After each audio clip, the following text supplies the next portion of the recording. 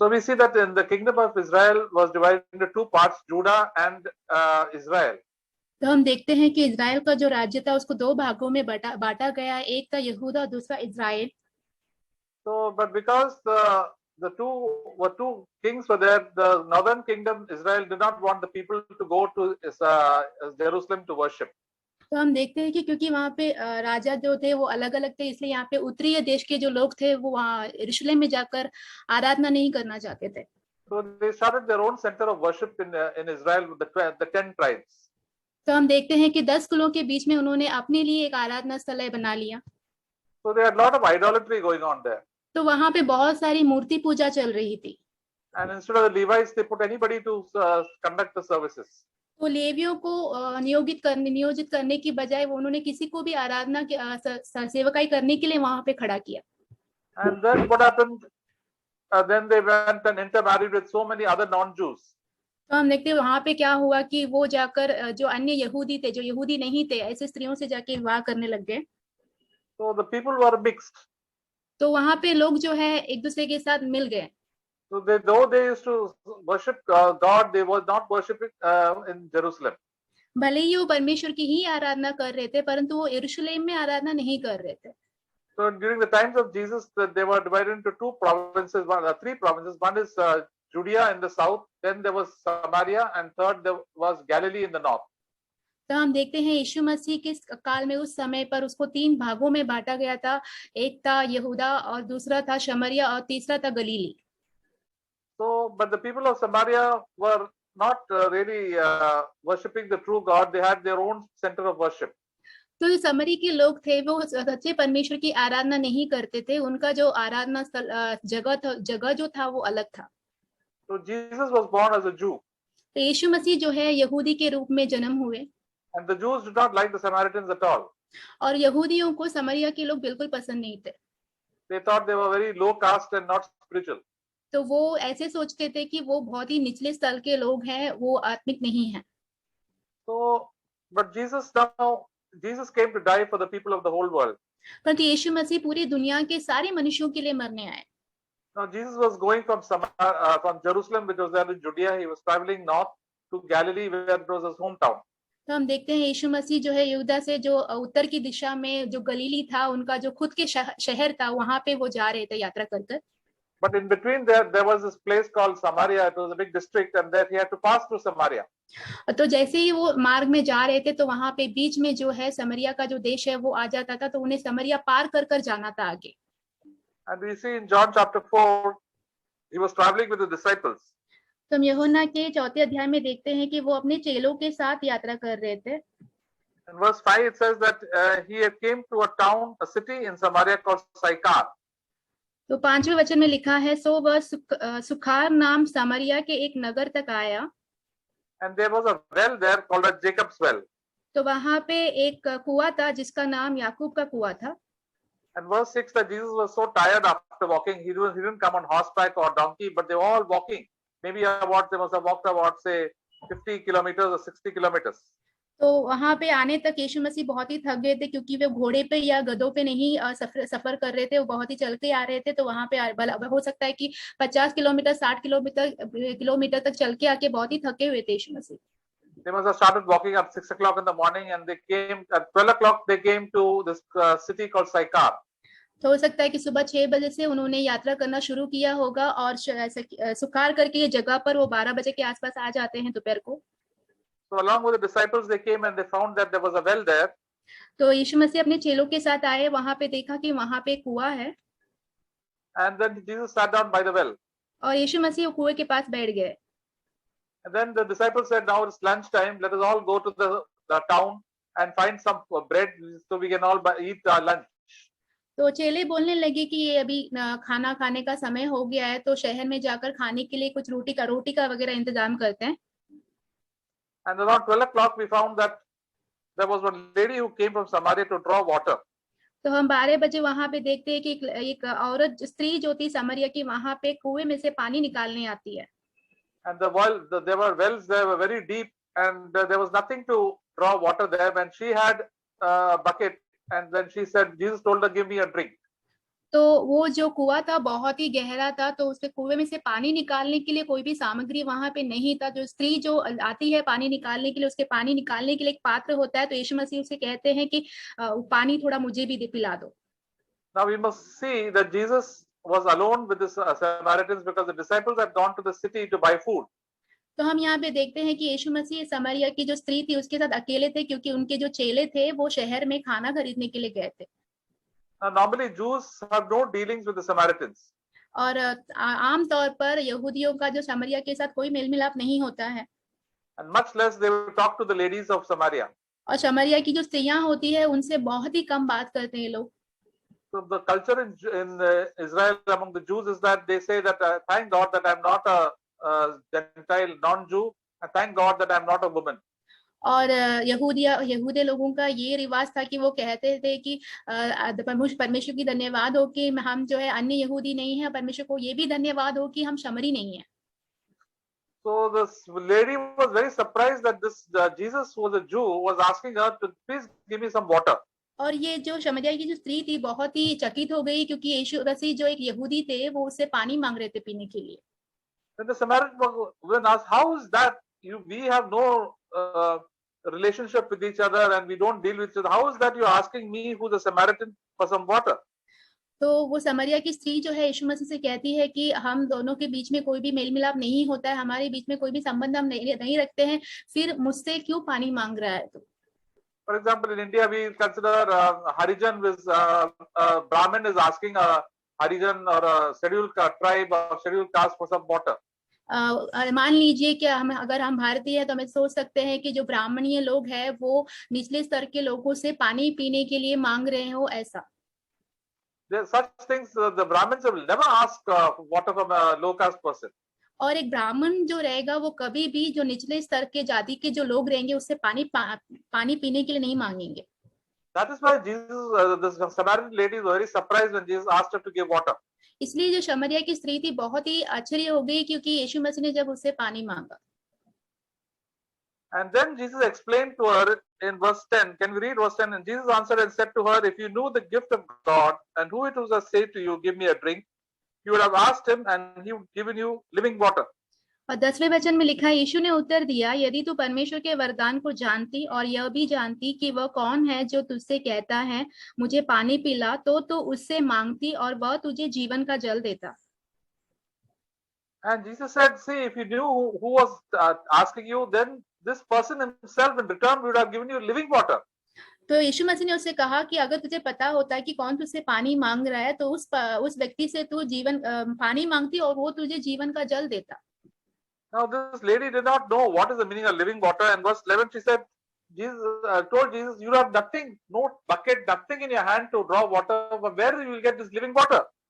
तो ये स्त्री जो थी उसको बिल्कुल भी जीवन का जो जल है उसके बारे में पता नहीं था। तो 11वें वचन में वो स्त्री जो है यीशु मसीह से कहती है, तुझे पानी भरने के लिए तेरे पास कुछ भी नहीं है, तो कुएं से कैसे पानी लेगा पीने के लिए? Then she said, "Are you greater than our father Jacob and his children, his 12 sons, who gave us this well and this water?" फिर वो कहती है कि क्या तू याकूब से, उनके जो 12 जो कुल है उन लोगों से बड़ा है ताकि पानी देने के लिए मुझे? And Jesus said, answer in 13, it says, "Everyone who drinks of this water shall thirst again." और 13वें वचन में यीशु मसीह उसे उत्तर देते हैं कि जो कोई यह जल पिएगा वह फिर प्यासा होगा। Verse 14, "But whoever drinks of the water that I give him shall never thirst, but the water that I shall give him shall become in him a well of water springing up to eternal life." 14 वचन, परंतु जो कोई उस जल में से पिएगा जो मैं उसे दूंगा वह फिर अनंत काल तक प्यासा ना होगा, वरन जो जल मैं उसे दूंगा वह उसमें एक सोता बन जाएगा जो अनंत जीवन के लिए उमड़ता रहेगा। So Jesus said that, see, if you drink this water from this well, you will get thirsty. यीशु मसीह ने उस स्त्री से कहा कि अगर इस कुएं से आप पानी पीते हो तो वापस से आपको प्यास लगेगी। But if I can give you living water, which you drink once, you'll never get thirsty, and from inside, once you drink the living water, you'll get that well inside your life, and that you'll experience this blessedness in your life forever. यीशु मसीह ने उनसे कहा कि मैं तुम्हें जीवन का जल दूंगा, जो जल है तुम्हारे भीतरी जीवन से सोते की तरह बहेगी और वो आशीष जो है तुम्हारे अंदरूनी जीवन से तुम्हें अनुभव होगा। So what is this living water Jesus was speaking about? तो यीशु मसीह ये जो जीवन की जल के बारे में बात कर रहे थे वो क्या था? That is the gift of the Holy Spirit when we receive Jesus Christ in our life and we confess our sin and repent from our sin and trust in God. वो यीशु मसीह पर जब हम विश्वास करते हैं, पश्चाताप करते हैं, हमारे पापों को अंगीकार करते हैं, परमेश्वर पर विश्वास करते हैं, तो यीशु मसीह के द्वारा जो पवित्र आत्मा का जो दान हमें मिलता है वही है. So Jesus told about that in John chapter 7 that you will receive the rivers of living water from your life. यीशु मसीह ने जो है यूहन्ना के 7वें अध्याय में कहा हुआ है कि तुम जीवन जल की नदी अपने जीवन में पाओगे. You don't have to go here and there to quench your thirst. तो आपको यहाँ वहां जाके अपनी प्यास को बुझाने के लिए जाना नहीं होगा. Now people in this world, they want to get satisfied with so many things. तो इस दुनिया के लोग बहुत सारी चीजों को लेकर संतुष्ट रहना चाहते हैं. They think that they'll be happy if they get a big house or they get more money or they get better clothes or or they get a promotion, all these things. ये दुनिया के लोग सोचते हैं कि अगर हमें अच्छा बड़ा सा घर मिल जाए, पैसे मिल जाए और नौकरी में तरक्की मिल जाए, अच्छे अच्छे कपड़े मिल जाए तो हम बहुत खुश रह पाएंगे. The more they get it, the more they want to run after it. जितना उनको मिलता है वो सारी चीजें, उतना वो उनके पीछे भागने लग जाते हैं.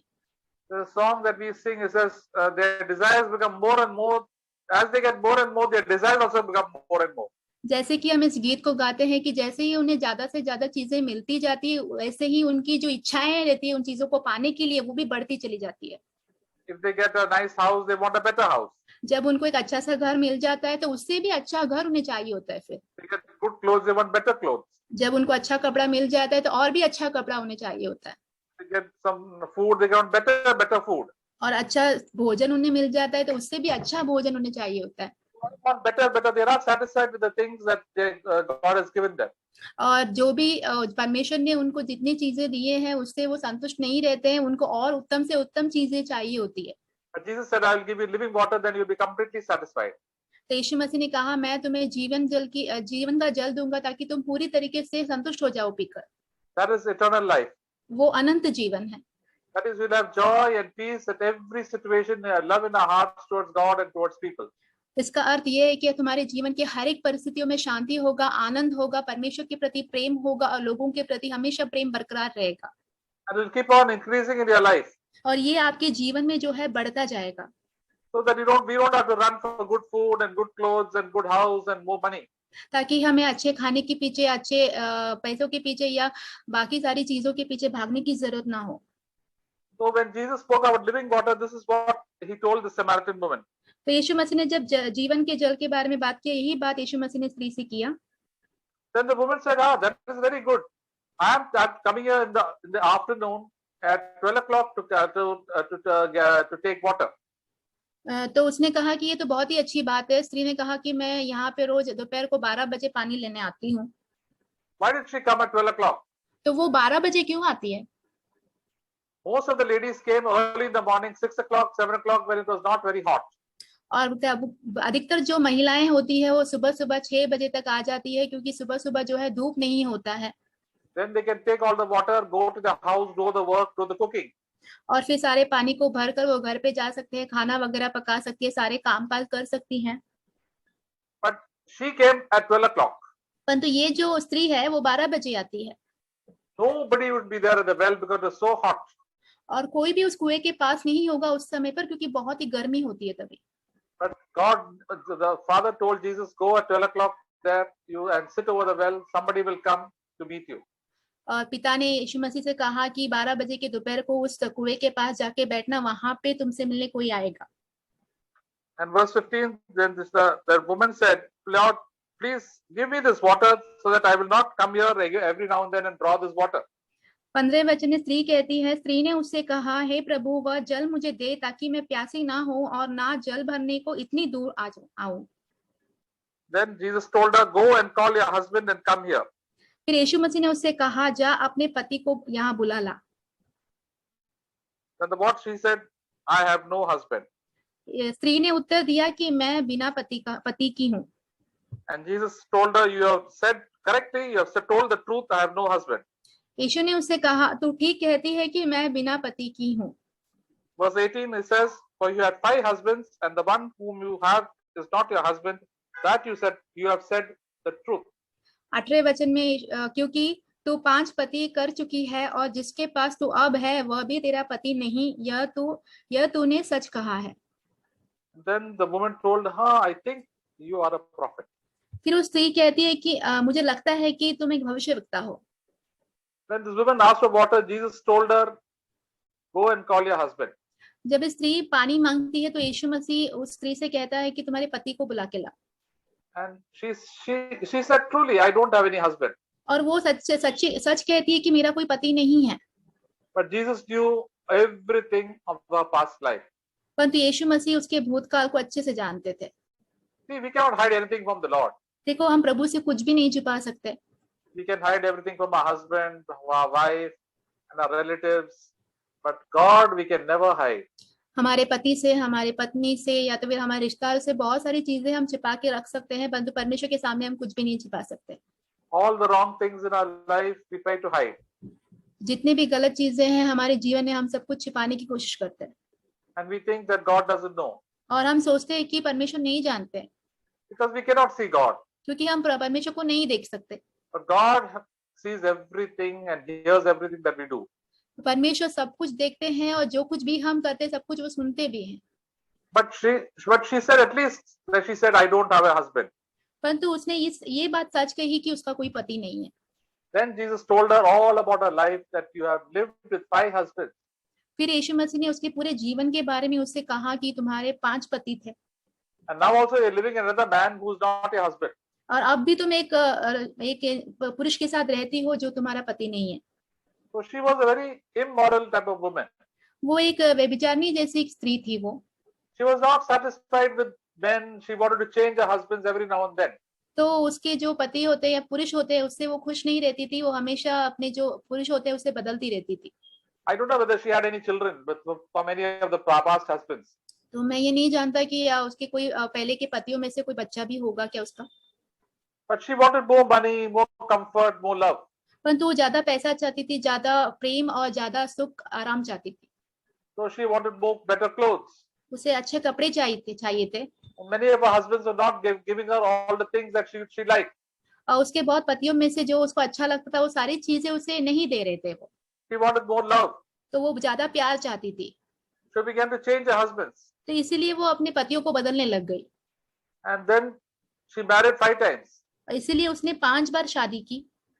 And to such a person Jesus came. तो ऐसी एक स्त्री के पास यीशु मसीह आए। And now she was living immorally with another woman. और अभी अभी जो है वो दूसरे एक पुरुष के साथ बुरे तरीके से जी रही थी। And because of all her bad life, past life, it was not good. She was very ashamed. और क्योंकि उसका भूतकाल का जीवन जो है वो अच्छा नहीं था बिल्कुल भी, तो उससे बहुत ही शर्म आया। That is why she came at 12 o'clock in the afternoon to take water. इसीलिए वो दोपहर के 12 बजे आती थी पानी निकालने के लिए। If she comes at 6 o'clock and 7 o'clock in the morning, all the ladies will ask her all sort of questions. अगर वो सुबह के 6 बजे या 7 बजे आती थी पानी निकालने के लिए, तो वो जितनी भी स्त्रियां होती थी वो शहर की, वो आके उसके बारे में सारे बातें पूछती थी। So she came all alone when nobody was there at the well. इसलिए वो हमेशा अकेली आती थी जब वो उस कुएं के पास कोई नहीं होता था। She was very sad about her life. तो उसके जीवन के विषय में वो बहुत ही उदास थी वो। She had spoiled her life so badly.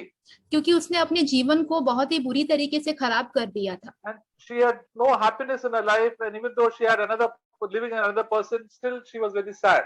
उसके जीवन में कोई भी आनंद नहीं था, भले ही वो एक पुरुष के साथ जीती थी फिर भी वो दुखी ही थी।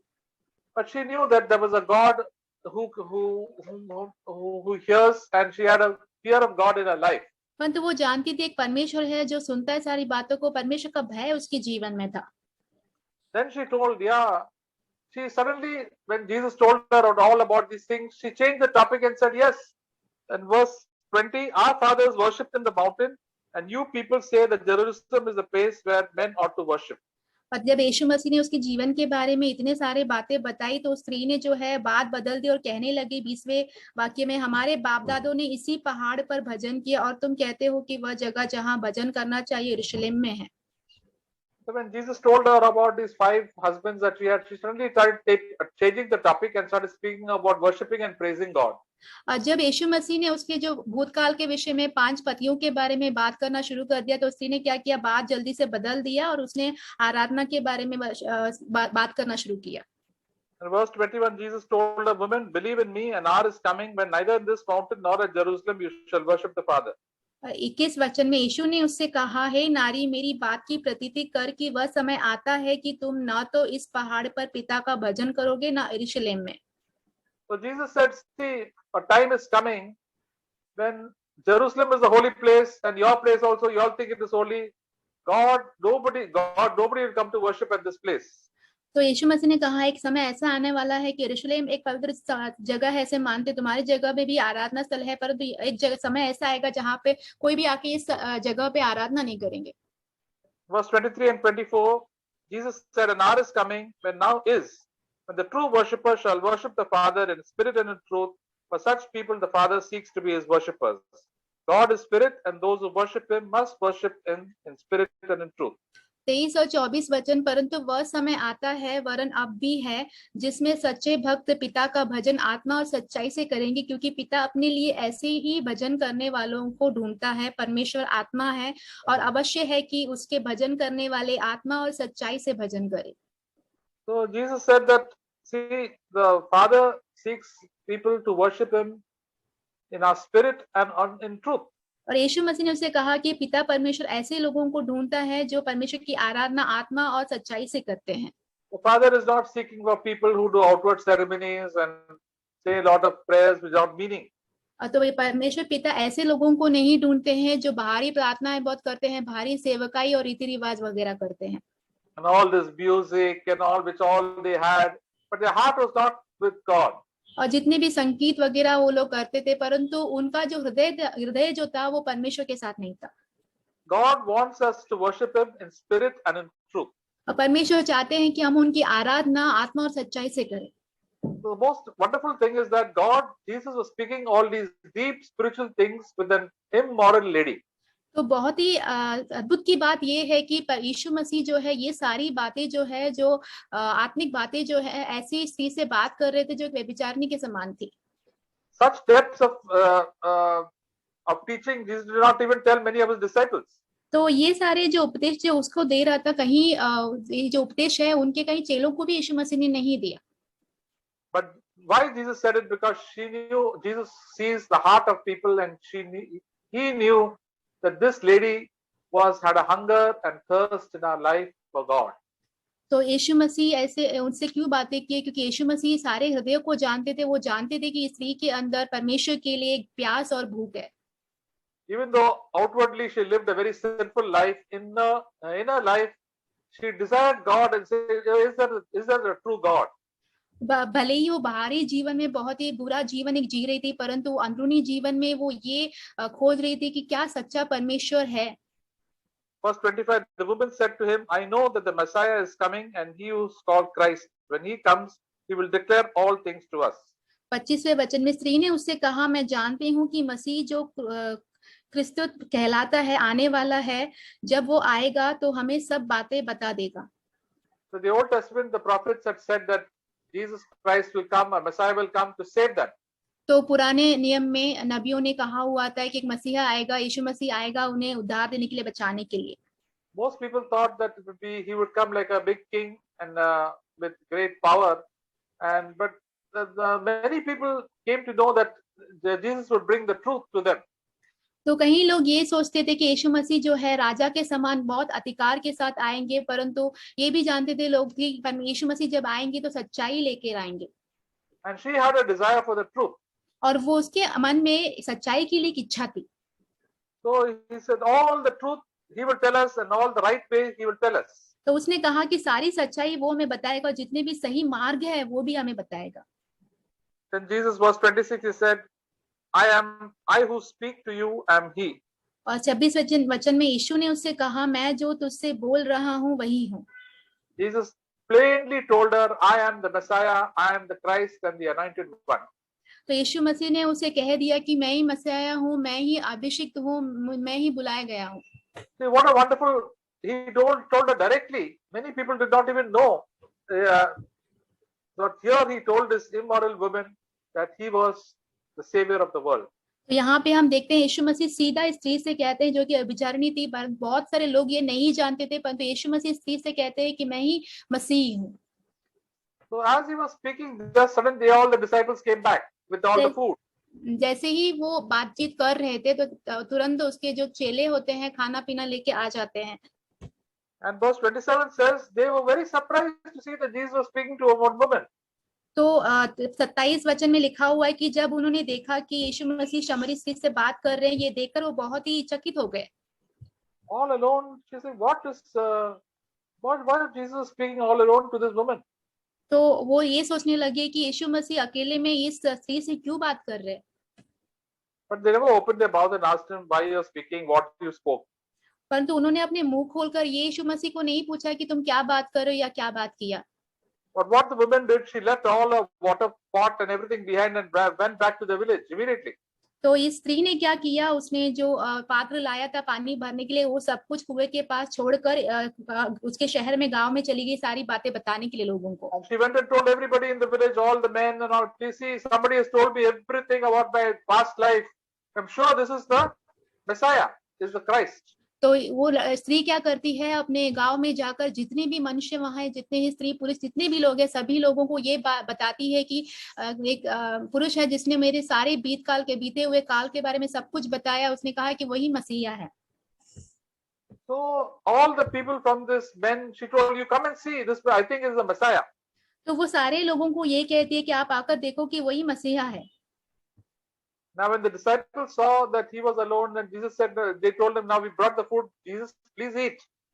और चेले ने देखा कि यीशु मसीह वहां पे अकेला है, तो इस चेलों ने कहा कि हमने अभी खाना लाया है, तो आप खा लीजिए। But verse 32, Jesus told them, I have food to eat that you do not know about.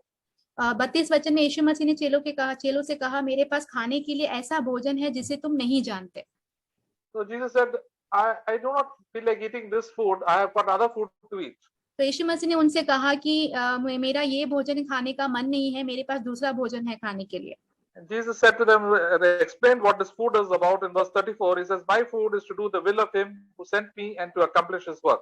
और 34 वचन में हम देखते हैं उस भोजन के बारे में यीशु मसीह ने यहाँ पे विवरण दिया है। यीशु ने उनसे कहा, मेरा भोजन यह है कि अपने भेजने वाले की इच्छा के अनुसार चलूं और उसका काम पूरा करूं। So verse 36 also he says, already he who reaps is receiving wages and is gathering fruit for life eternal, that he who sows and he who reaps may rejoice together. 36 वचन में, और काटने वाला मजदूरी पाता और अनंत जीवन के लिए फल बटोरता है, ताकि बोने वाला और काटने वाला दोनों मिलकर आनंद करें। So Jesus told the disciples, see, my main interest in life is not to eat and drink. तो यीशु मसीह अपने चेलों से कहते हैं कि मेरी जीवन की सबसे बड़ी दिलचस्पी खाना या पीना नहीं है। I've not come in this world to eat and drink and to enjoy good clothes and travel here and there. तो उन्होंने कहा कि मैं दुनिया में खाने पीने के लिए, ये बहुत आनंद उठाने के लिए यहाँ वहाँ घूमने नहीं आया हूँ। That I am come to tell Jesus to bring eternal life to the hearts of people who are fed up and filled with sin. तो वो यीशु मसीह ने कहा कि मैं अनंत जीवन ऐसे लोगों के लिए देने आया हूँ जो अपने पाप से बहुत ही थके हुए, हार चुके हैं, वो प्यासे हैं, भूखे और अनंत जीवन पाना चाहते हैं। And those who want to be freed from sin, I want to come and save them and be their savior. और जो कोई भी पाप से आजाद होना चाहते हैं, मैं उनको बचाना चाहता हूँ और मैं उनका उद्धारकर्ता बनूंगा। Jesus knew the need of this woman's heart. तो यीशु मसीह उस स्त्री के मन में जो उत्साह था वो जानता था। She was so burdened and so depressed and sad, and she went to so much of sin, thinking that the more she does these things, she'll be happy. तो उसके मन में बहुत ही उदासी थी, बहुत ही दुख था, क्लेश था, और जितना वो सारे पापों को इसलिए करती थी कि वो सोचती थी कि अगर ये सब करूंगी तो मुझे खुशी मिलेगी। The more she enjoyed the world, the more she sinned. और जितना उसने दुनिया का आनंद लिया, उतना उसने पाप भी किया। So Jesus took all the trouble to come all the way from and sit at that well to tell the gospel to her. और यीशु मसीह ने इतना क्लेश उठाकर, इतना सफर करके उस कुएं के पास आया, यीशु मसीह ने सुसमाचार उसको सुनाया। So whenever God sees a need in each one of your hearts, God will come close to you. और जब भी परमेश्वर देखते हैं कि आपकी जरूरत क्या है, तो परमेश्वर जो है आपके नजदीक आते हैं। We have to be honest to God. तो हमें परमेश्वर के साथ ईमानदार होना है। You must say, Lord, I'm a sinner. Please save me. हमें कहना है कि परमेश्वर मैं एक पापी हूँ, मुझे बचाइए। I don't want to blame my husband. I don't want to blame anybody. Lord, I am the person who has done all this sin. हमें कहना है कि प्रभु मैं अपने पति पर दोष नहीं लगाऊंगी, मैं किसी पर दोष नहीं लगाऊंगी, मुझे sorry brother I am the person who is in need, and I am the one who sinned. और मैं एक ऐसी व्यक्ति हूँ जिसको जरूरत है और मैं पापी हूँ। And because she was honest, Jesus could give her eternal life. क्योंकि वो मन में सच्ची थी, इसलिए परमेश्वर उसको अनंत जीवन, यीशु मसीह उसे अनंत जीवन दे पाए। Everybody must have thought that she was a hopeless lady. तो सबने ऐसा ही सोच लिया था कि वो जो स्त्री है वो आशा रहित है। There are many ladies also who are living in sin. और बहुत सारी महिलाएं हैं जो पाप में जीती हैं। Many people, others were living in sin, but they were not fed up of their sin. और बहुत सारे दूसरे लोग भी पाप में जीते हैं, परंतु वो अपने पाप से थके नहीं हैं। All those who are fed up of their sin, Jesus will come close to them. और जितने लोग अपने पाप के जीवन से थक चुके हैं, ऐसे लोगों के करीब यीशु मसीह आएंगे। And the Lord will reveal himself to them. और परमेश्वर खुद को, अपने आप को उन्हें प्रकट करके देंगे। So what we know is that she went back all the way told all the men that this is the savior of the world because he's told me all my past life very correctly. तो यहाँ पे हम क्या देखते हैं कि स्त्री जाकर उसके शहर में जितने भी लोग हैं उनसे कहते हैं कि यही उद्धारकर्ता यीशु मसीह है, यीशु है जिसने मेरे सारे पापों के विषय में मुझे बताया। Then all the people, all the men of that town came to see Jesus, and they were very happy to see Jesus, and they told Jesus to come and stay in their town for about 2 days. तो उस शहर के जितने भी पुरुष और स्त्री थे, सभी लोग यीशु मसीह से मिलने आए, सभी यीशु मसीह से बहुत ही खुश हुए और उन्होंने यीशु मसीह से कहा कि उनके शहर में जाकर 2 दिन रुके। Then Jesus spoke to them the word of God and told them about God's purposes for each one of their life.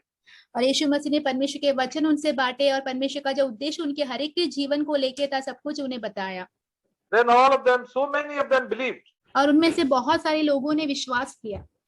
Verse 41 and 42 say, and many more believed because of his word.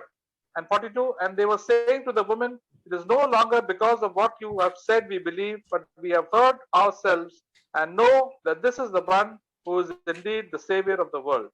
41 और 42 वचन में, और उसके वचन के कारण और भी बहुत औरों ने विश्वास किया और उस स्त्री से कहा, अब हम तेरे कहने ही से विश्वास नहीं करते, क्योंकि हमने आप ही सुन लिया और जानते हैं कि यही सचमुच में जगत का उद्धार करता है।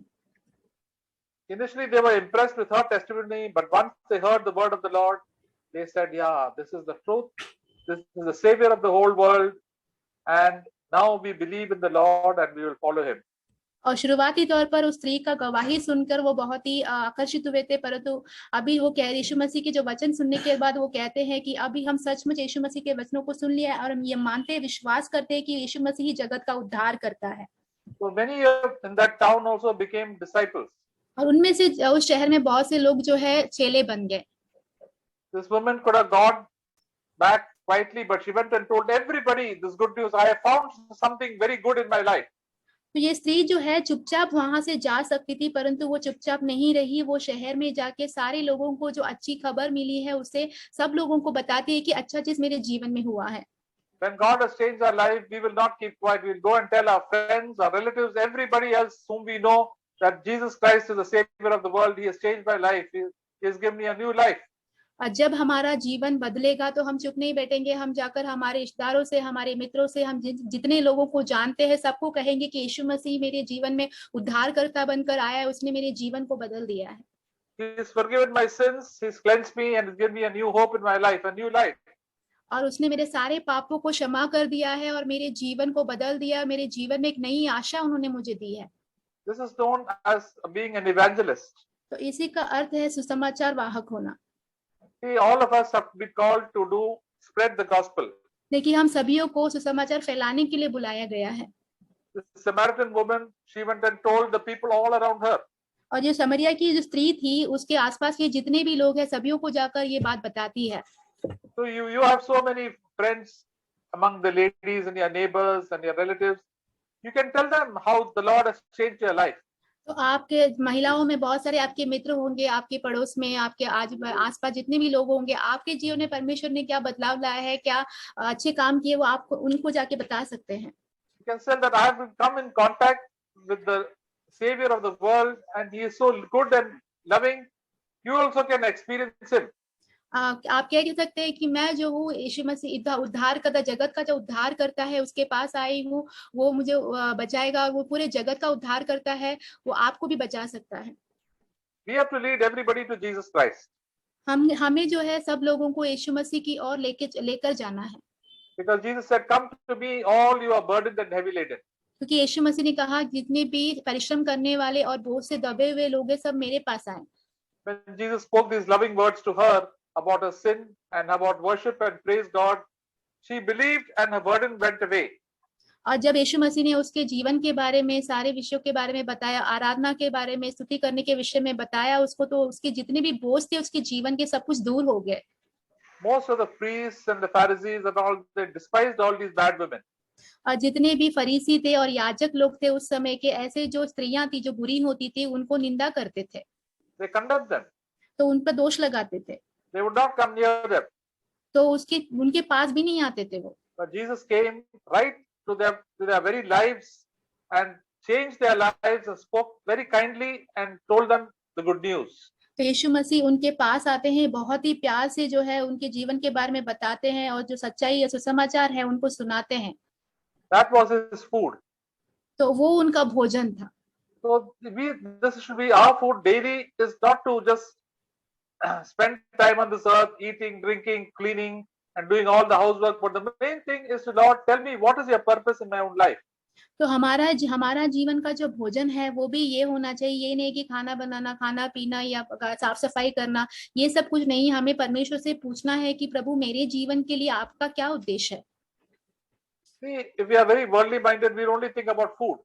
देखो, अगर हम संसारिक मन वाले होंगे तो हमेशा खाने के बारे में ही सोचेंगे। We'll have to eat food for 3 or 4 times a day. तो दिन में 3 या 4 बार हम भोजन करेंगे। So we keep on cooking for ourselves and our family. हमारे खुद के लिए हम भोजन बनाएंगे, हमारे परिवार के लिए भोजन बनाएंगे।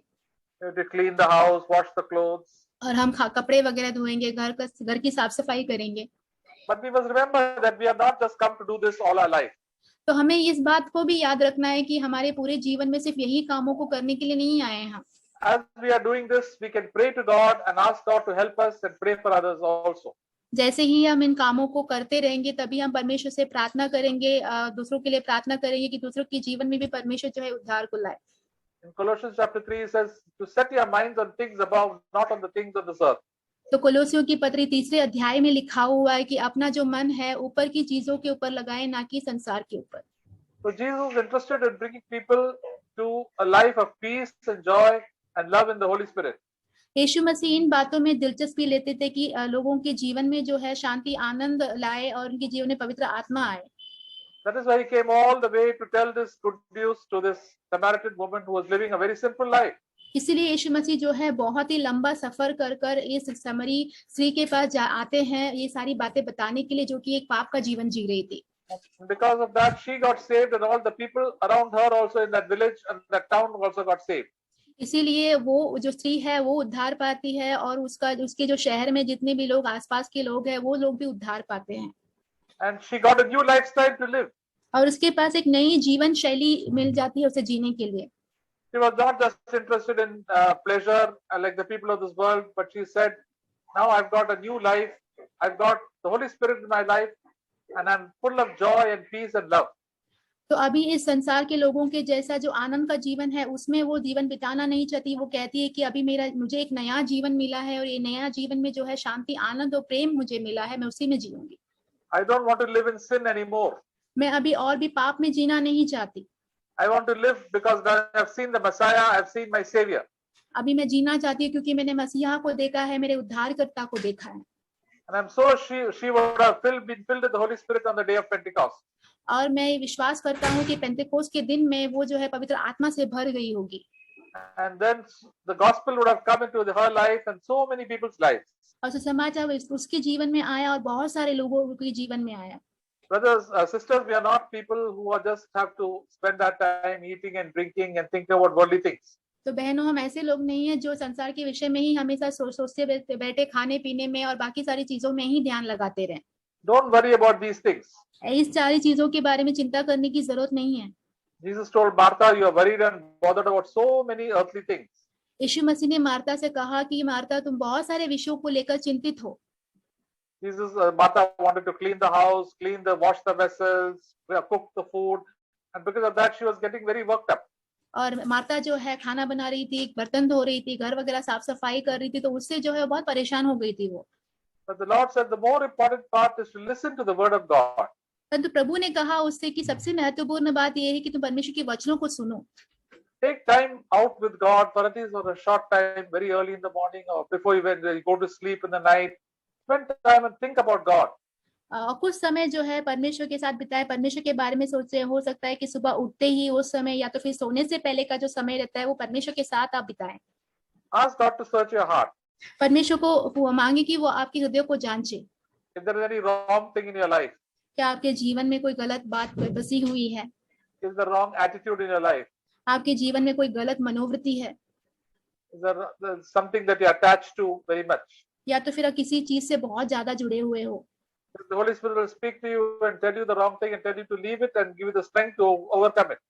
और पवित्र आत्मा आपको दिखाएंगे वो गलत चीज क्या है, आपसे कहेंगे कि उस सारी चीजों को छोड़ दे और उन सारी चीजों के ऊपर जय पाले।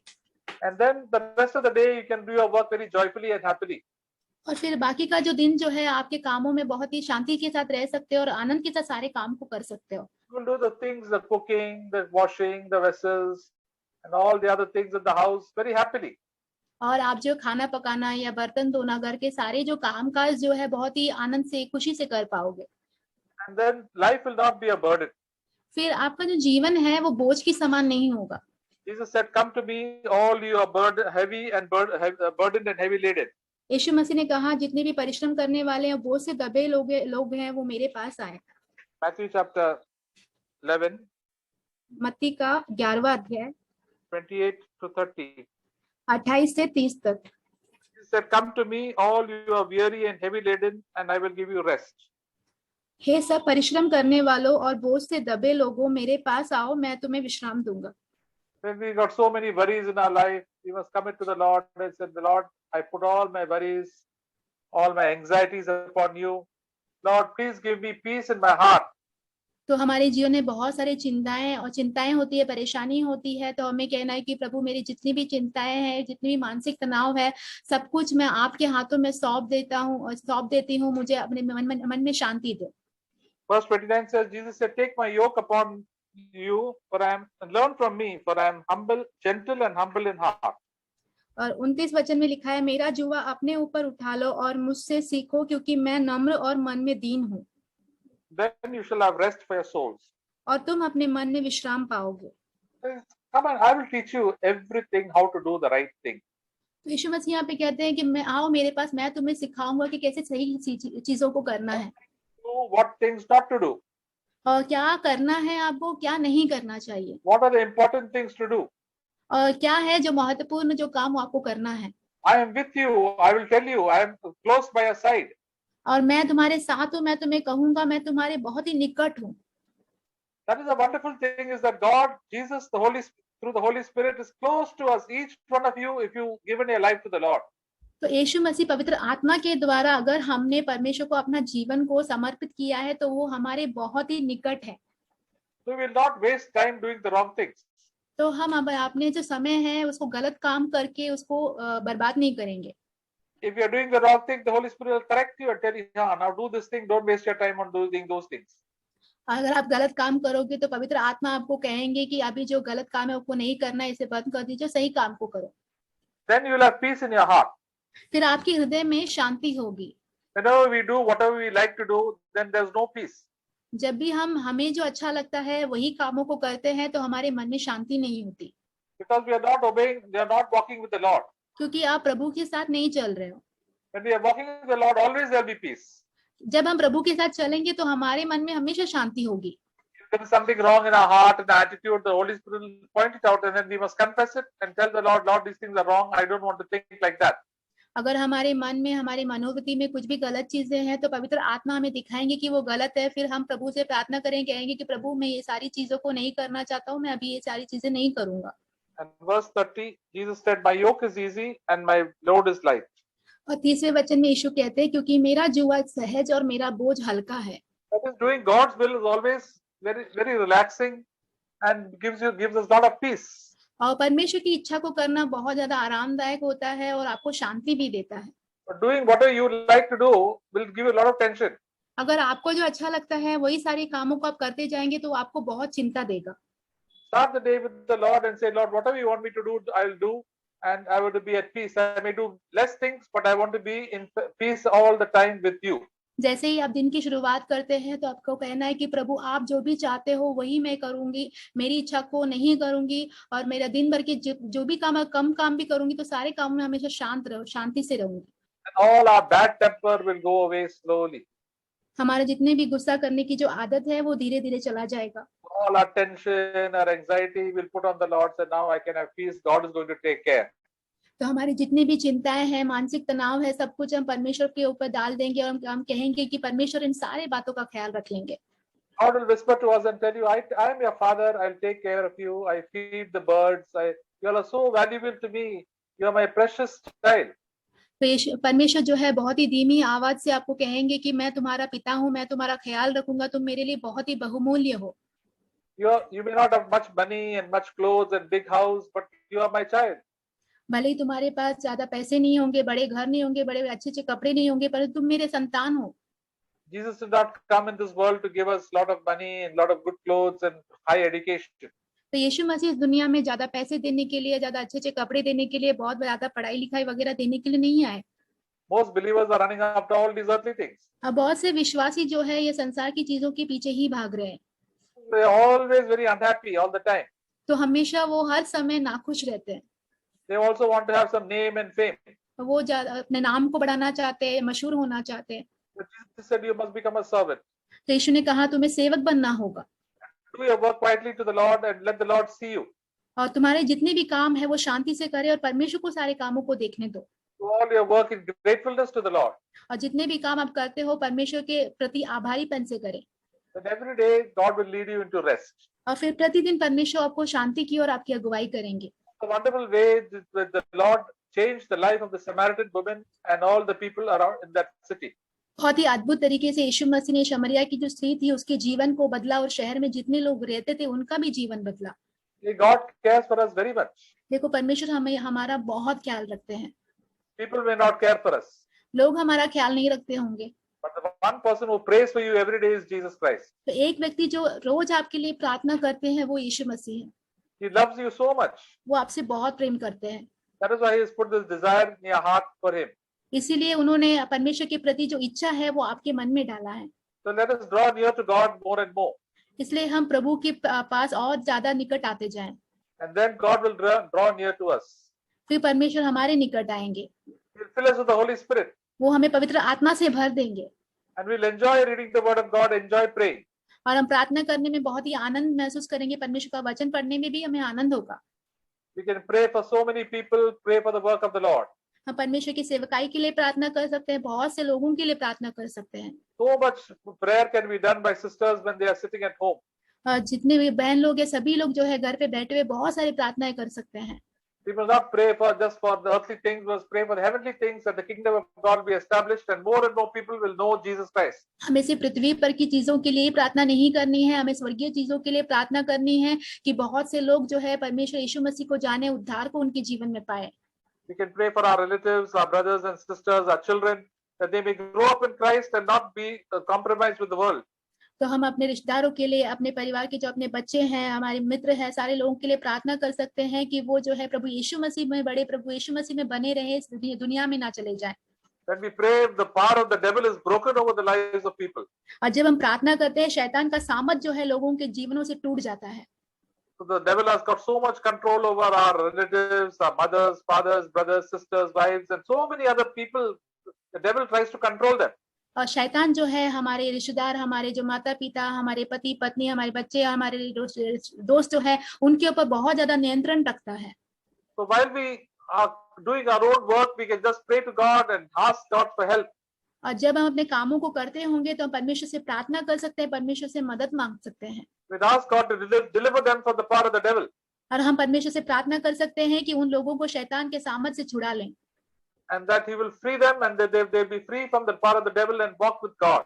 और वो शैतान के सामर्थ से स्वतंत्र हो जाए, वो परमेश्वर के साथ चले। So as Jesus has done to us, we also can do to others. जैसे यीशु मसीह ने हमारे लिए किया है, वैसे हम बाकी लोगों के लिए कर सकते हैं। Whenever we get opportunity, we can talk about this good news to others. और जैसे हमें मौका मिलता है, तब यीशु समाचार को हम दूसरे लोगों के साथ बांट सकते हैं। Tell about how God has changed our life. हम ये कह सकते हैं कि परमेश्वर ने हमारे जीवन को कैसे बदला है, How God has given us peace. और कैसे परमेश्वर ने हमें शांति दी है। Says that now I don't have to run after all these expensive clothes and beauty and all these riches. I've got Jesus Christ and I'm going to live for Him. तो हम ये कह सकते हैं कि मुझे अभी महंगे महंगे कपड़े के पीछे या धन के पीछे भागने की जरूरत नहीं है, मेरे पास अब यीशु मसीह है, परमेश्वर ने शांति मुझे दी है। And God wants my inner heart to be clean and pure. और परमेश्वर चाहते हैं कि मेरा अंदरूनी जो मन जो है वो शुद्ध हो और साफ हो। So that is a wonderful news that Jesus Christ has come to save us from our sin. तो ये सबसे अच्छी खबर है कि यीशु मसीह हमारे पापों से हमें बचाने आए हैं। John 10:10 says He has come to give us life and give us abundantly. और वो हमें जीवन देने आए हैं और बहुतायत का जीवन देने आए हैं। The devil comes to steal, kill and destroy. शैतान आता है चुराने के लिए और नाश करने के लिए। Much of our life He has destroyed and killed. और कितना तक हमारे जीवन को उसने खत्म किया है, नाश किया है। Already we have wasted so much of our time doing the will of the devil. और हमारे जीवन का बहुत सा भाग हमने शैतान की इच्छा को पूरी करते हुए बिता दिया है। We do the will of the devil because when we do our own selfish will. हम शैतान की इच्छा को कब पूरा करते हैं? जब हम स्वयं की इच्छा को पूरा करते हैं तब। We must tell the Lord, Lord, please, I want to do your will. I don't want to do my will. हमें प्रभु से कहना है कि परमेश्वर मैं आपकी इच्छा को करना चाहता हूँ, मैं अपनी इच्छा को नहीं करना चाहता। I don't want to run after all the pleasures and the goodness of the good of this world. I want to seek to please you while the short life which you have given me. हमें कहना है कि प्रभु मुझे इस दुनिया की जितनी भी अच्छी बातें हैं, जितने भी शैनो शौकत है, उसके पीछे नहीं भागना है। मैं जो छोटा सा जीवन आपने मुझे दिया है, मैं आपके लिए जीऊंगा।